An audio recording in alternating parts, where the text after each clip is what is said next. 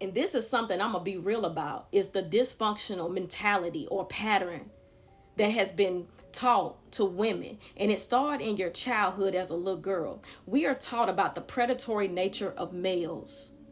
And when you're young, we're always taught, do not trust a man.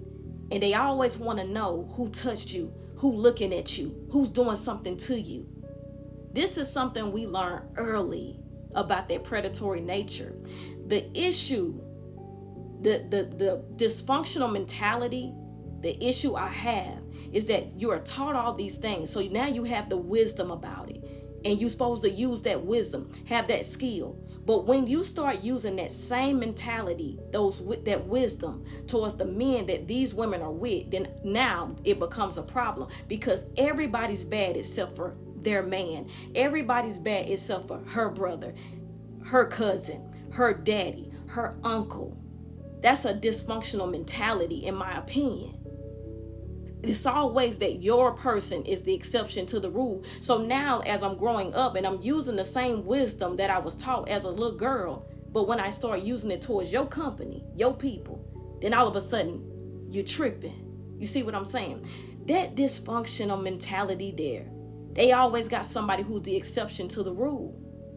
So this is something I've been sitting back thinking about. And another thing, me and my sister had a conversation, and I said for women to scream from the rooftop, from the mountains, how much we don't trust men. I asked my sister, if women don't trust men so much, then why is it that they're always actively in relationships and having children? And that's one thing I did not understand. This is a genuine conversation between me and my sister. I said, why is it? And it's coming from women that you've been beat down the most, and you've been beat down so bad, but yet you're still actively out here putting yourself involved with something you don't trust. You see what I'm saying? And I'm being real about this. There's a lot of dysfunctional mentality. That's a lot of dysfunction right here. This dysfunctional pattern that I've been seeing my entire life. But now that I'm older and I can recognize more, and now I have peers that's going through the same stuff that we saw as little girls, the older women going through in their relationships, I'm seeing it's still the same. It's passed down. It's the same dysfunctional pattern passed down. And so, me and my sister was talking, and she was like, girl, it's probably because, women want to be loved and, just having that companionship, or having that, the life that was advertised to us as little girls. And I was like, that's a good, a possibility. But my question is, why is your desire to be touched greater than your desire to be saved? Come on, catch them diamonds. I don't understand that though.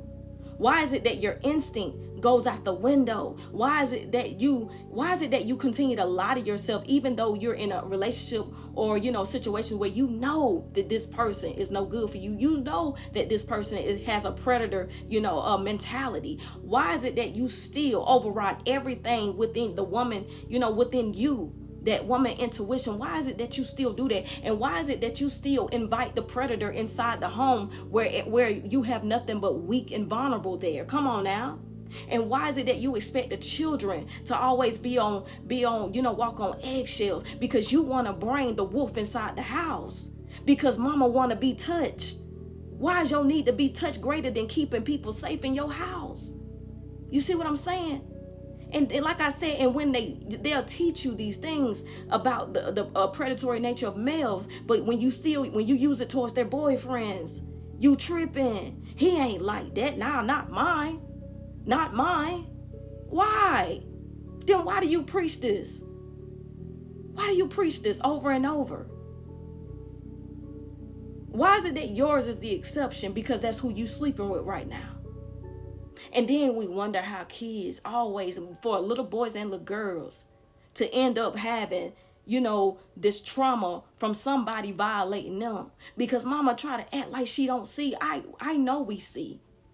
And a lot of times women, we don't want it. We don't want to see. And like my sister said, we don't want to believe that the average male is not safe. We don't want to believe that. And that's the truth. Because the way I see it, it's like, if I don't trust somebody, my flesh won't even desire you. And the question for women is, if you don't trust, then how can your flesh even desire somebody? If I can't trust you, the last thing I'm gonna do is sleep with you. It's not even an option. We won't even be friends. We won't even be text buddies if I don't trust you. So there needs to be a deeper search within the woman. And like I said, this is just real conversation. I'm not trying to be offensive. This is something I've been wanting to talk about. But I know it can be a very fragile conversation because women will feel attacked. But I'm being straight up with you. I talk to my sister about this all the time. I'm just like, but why, girl?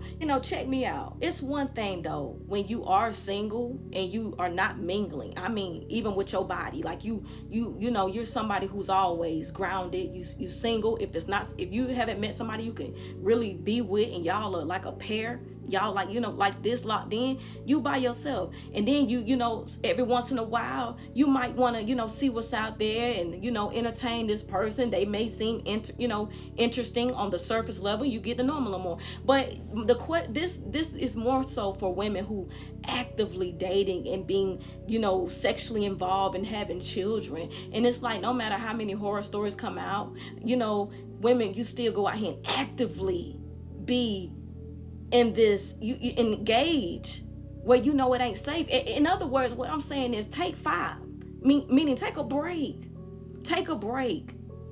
So you can get some things figured out, because every time I turn around, it's a horror story after another horror story. People getting together just to unalive each other. You see all this trauma out here from man and woman both. You got to understand, these people unaliving one another.